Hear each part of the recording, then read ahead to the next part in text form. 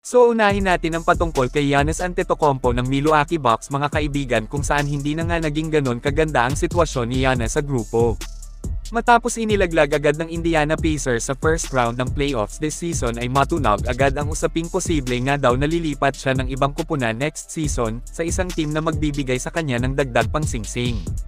Yung tinawag noon nakatakot daw na tandem ni na Damian Lillard at Giannis ay hindi nga po ito nagkaroon ng malaking impact para magkampyon. Kulang na kulang ang lakas nila para buhatin ang Bucks papuntang finals, tapos nadali pa ng mga injury kaya hindi po talaga naging maganda ang takbo nilang magkasama. Matunog ang usap-usapan ngayon na iiwan na ni Giannis ang Milwaukee Bucks, ngayon siya ay nalilink sa iba't ibang kupunan ng liga kabilang na sa mga team na posibleng puntahan nito ayon sa kalat na trade rumors sa loob at labas ng liga. Ay ang Los Angeles Lakers, Golden State Warriors, Miami Heat at marami pa, dahil sino ba naman ang hindi magkaka-interest na kunin ang one-time finals MVP na alam nating lahat na siya ang klase ng manlalarong kayang magbigay ng titulo sa mababagsakang team. Isang comment sa Twitter ang nag-viral matapos sagutin ni Giannis ang tanong kung ano ba daw po ang favorite color ng Bucks superstar. Sagot ni Giannis ay sky blue, isang kulay ng Miami Heat uniform. Mukhang nagpapahiwatig na nga ito na Heat ang napiling kupunan nito next season kung sakaling matuloy ang pag-alis niya sa Bucks. Tungkol dito mga kaibigan ay may 3-team trade pool na swak para sa Bucks, Heat at GSW. Kung saan mapupunta sa Miami si Giannis, sina Brandon Podziemski, Jonathan Kuminga, Buddy Hield at isang future pick ng Warriors ay mapupunta naman sa Milwaukee.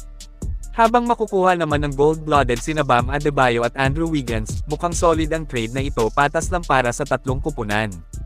Para sa Heat, simula nang mawala si Jimmy Butler sa kanila ay struggle malala ang grupo, nakatungtong man sila ng playoffs pero hanggang first round lang din matapos winalis ng Cleveland Cavaliers.